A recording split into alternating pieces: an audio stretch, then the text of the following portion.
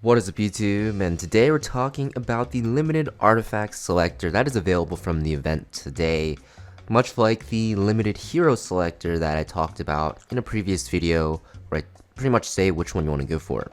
So today we're talking about the artifact. This is probably the second one you guys are choosing, so you guys are most likely going to be picking this up in the next few days, or if you have already, good for you. But here I'm going to be talking about which artifacts that are available are the best one to go for. And you can see it from your screen here.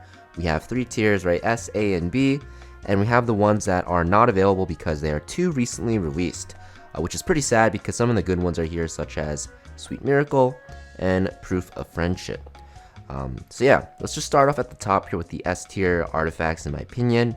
Guiding Light, Prayer of Solitude, and Draco Plate. We have a Ranger artifact and two Warrior artifacts.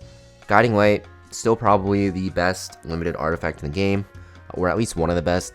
Pretty much will guarantee you that you have stealth at the start of battle, and you have a chance at the end of the turn to get it for 2 turns. I think it caps at like 70%.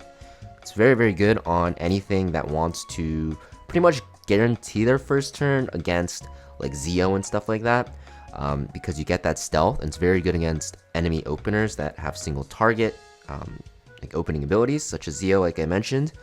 So it's very, very good on things such as Firelytica, for example. Very, very good with it. So this is a pretty good artifact. You can use it on Noggle as well, a few players still. I think this is one of the best to go for. So if you guys don't have this, I think you should definitely get it. Even having one copy is amazing. Just one of the most broken artifacts in the game. Next we have Prayer of Solitude. Let's also lump it in with Draco Plate. They're both warrior artifacts. Basically they give you more damage. Prayer of Solitude gives you health as well, so it's very good on health scaling bruisers. Draco Plate gives you damage and some damage reduction, which is pretty nice. But Prayer of Solitude also gives you, extra damage on extra attacks. So things like Alencia work with this very, very well. I think if you're a health scaler though, Prayer of Solitude is generally better. If not, Draco Plate is probably going to be the better option. So you can use this on like Lionheart Sirmia and stuff like that, or like ML Bologna if you use her. So yeah, pretty good artifacts. I don't think they're as good as Guiding Light, but still relatively similar in strength. Next we have the A tier artifacts. Still very good, just not as broken as the S tier ones and universal. And what I mean by that is you can't use this on as many characters as you can with the S tier ones. So let's look at the A tier. So I have Wall of Order. This is Landy's artifact, which recently got buffed. Pretty strong now, I'd say. Very good on Firelytica as well because it gives you stealth, and it also gives you attack. So pretty powerful, I'd say. I think this artifact is going to be, or I use it on Firelytica and I find great success with it. You could probably run this on some other rangers as well that want to be very fast, but also want that stealth, and then also still want to, do a lot of damage, right? So I think it's underrated, pretty good artifact. I think it's pretty powerful. Next we have Soul Constellation. This is Ocean Breeze Luca artifact. It's pretty powerful. This one will be good on Soul Weavers that like to cut, usually Dispellers and like Cleansers. So anything that wants more effect resist as well is very good with it. This gives you flat effect resist and gives you combat readiness when an enemy uses a non-attack skill. So it's pretty good on anything that wants to cut and cleanse your team. Next we have Reingar's Special Drink. It's SSBs. Honestly, I don't know why it's up here. It's probably like down here, to be honest, in terms of how you can use it. It's only ever used on Seaside Bologna, but it's very good on it, right? Unfading Memories. This is an effect resist artifact as well. Gives you effect resist every time you use a non-attack skill. You heal your entire team. It's Diane's artifact.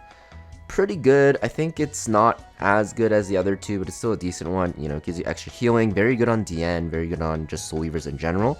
And if you are just progressing through PvE and you want a good artifact for your healer, this is one of the better ones because it just gives you more healing on your healing turns, right? So if you heal with Tamaran, you'll heal even more with this artifact. If you are cleansing your team with Angelic Montmorency, you'll heal as well, and like even more on top of the original healing you get, which is very good. Next we have Mature Sunglasses. This is a good knight artifact for damage dealing knights. It gives you crit damage, which is pretty powerful, and also damage reduction. It's pretty much the knight form of Draco Plate. So Fire Lilius if you're using it in Cleave. If you're using anything that is a knight that wants more damage, you can use it. And even though knights generally don't go for damage, you can make a lot of weird, crazy builds with this. I've seen like crit damage Bellions like one-shot my team, which is insane with the Soulburn S1, which is a very powerful artifact in general. Next, we have the B tier. These are either only used on the characters that the artifact is designed for, which is pretty much, I think, all of them, right? Yeah, essentially all of them, except for maybe Star of the Deep Sea, or they're just not that great. So because of that, they're in their own tier, B tier, very niche, only used on the characters they're pretty much summoned for with, or they're just not really that great. So yeah, this is the tier list for the limited artifacts selector. If you guys do have one of the B tier, or like if you have the characters for one of these artifacts but you're missing the artifact, for example, Blooming Litica is really bad without her artifact, you can definitely go for their artifact, it's not bad. But I think in general term usage, this is how it goes. But like I mentioned, you know, if you have one of these characters that want these artifacts, like Seaside Blood Knight even, and you really want that artifact, I would say go for that to make your character playable. But yeah, thanks for watching, guys. Let me know in the comments down below what you guys end up going for, and I'll see you guys next video. Peace.